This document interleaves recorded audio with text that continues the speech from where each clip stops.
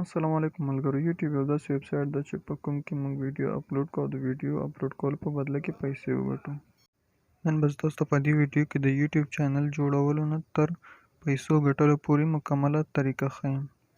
په اوس وخت کې موږ کتلی شو زموږ څومره چې سینګران او اکټرز دي هغه اوس په یوټیوب کې خپلې ګانې او شوز ورکوي، لکه څنګه به چې موږ د دې شوز او ګانې په تلویزیون کتلې، اوس یې موږ په یوټیوب ګورو. په اوس وخت کې هر سړی د یوټیوب په طرف را روان دی او هر سړی غواړي چې په یوټیوب کې خپل چینل ولري او د یوټیوب له لارې پیسې وګټي، ځکه چې یوټیوب اوس د غټو ویب سایټونو په شمار کې ده او د ویډیو کتونکو په بدل کې پیسې ورکوي.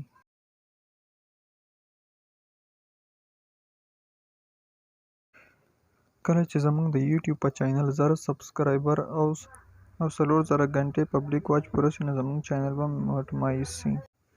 د ګوګل له طرفه به زموږ په ویډیو باندې اډورټایزمنټ ښکارېږي چې د کومې په بدلې به موږ ته ګوګل پیسې راکوي.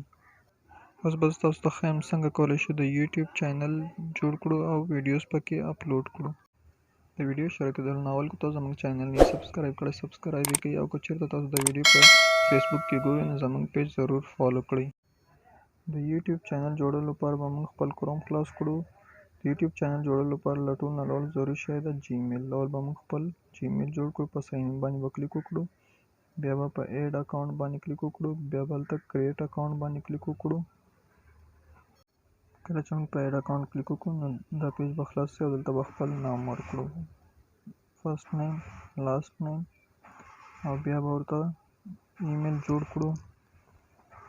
کله چې ایمیل جوړ کړو نو بیا به ورته پاسورډ ورکړو، داسې پاسورډ چې بیا زموږ ویریږي نه، بیا به هغه پاسورډ کنفرم پاسورډ به ورکړو، کوم چې پاس ورکړو هغه پاسورډ به لاندې ورکړو او بیا به یې نیکسټ کړو.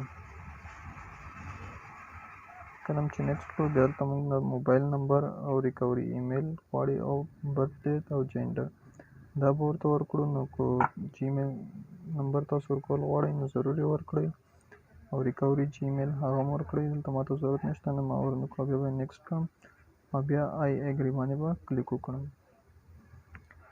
کله چې زموږ جیمیل جوړ شي نو په ګوګل کې به موږ سرچ کړو یوټیوب.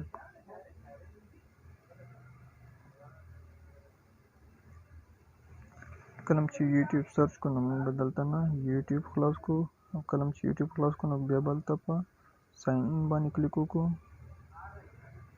ساین ان باندې چې کله کلیک وکړو زموږ هغه آی ډي به دلته ساین ان شي. اوس به موږ دلته په خپل پروفایل باندې کلیک وکړو او دلته به کریټ چینل باندې به کلیک وکړو.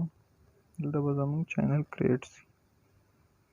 کله چې زموږ چینل کریټ شو نو دلته لیک څه د سیټینګ ضرورت وي هغه سیټینګ به ورته جوړ کړو. نو په دې سور نشان به کلیک وکړو، نو بیا به په ډیسکټاپ سایډ باندې کلیک وکړو.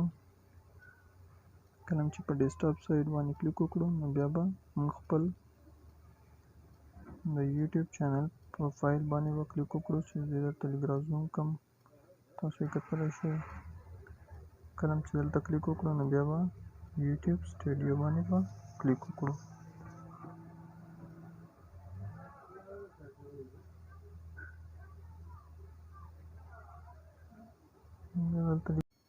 بیا په دې نشان باندې کلیک وکړو. دلته موږ کولی شو چې سیټینګ ورته جوړ کړو.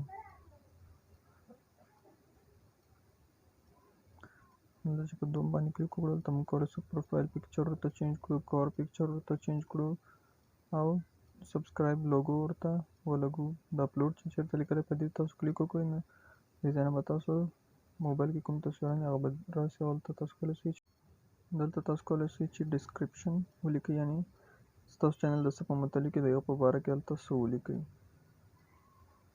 او دلته لاندې بیا لینکس، دلته کولی شئ د فیسبوک لینکس یا د انسټاګرام یا د کوم ویب سایټ لینکس ورسره اټیچ کړئ.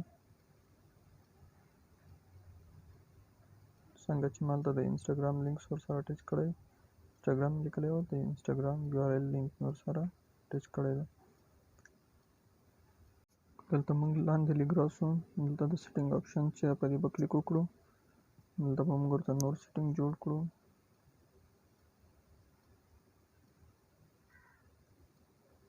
دلته موږ کولی شو چې دلته ملک ورته چینج کړو، یعنې کوم ملک نه چې موږ ویډیوګانې جوړو هغه هلته ورکړو.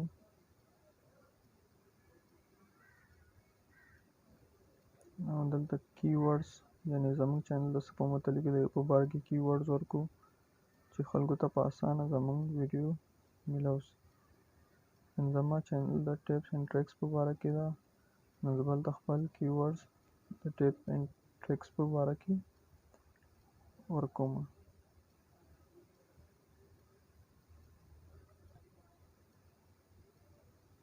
دلته نور سیټینګ هم دي، تاسو کولی شئ ورته چینج یې کړئ، خو ضرورت یې نشته دومره. دلته لاندې ټایټل موږ ورکولی شو، او په دې ځای کې موږ کولی شو چې لینګویج زموږ ویډیو په کومه ژبه وي هغه موږ کولی شو چې ژبه ورته ورکړو.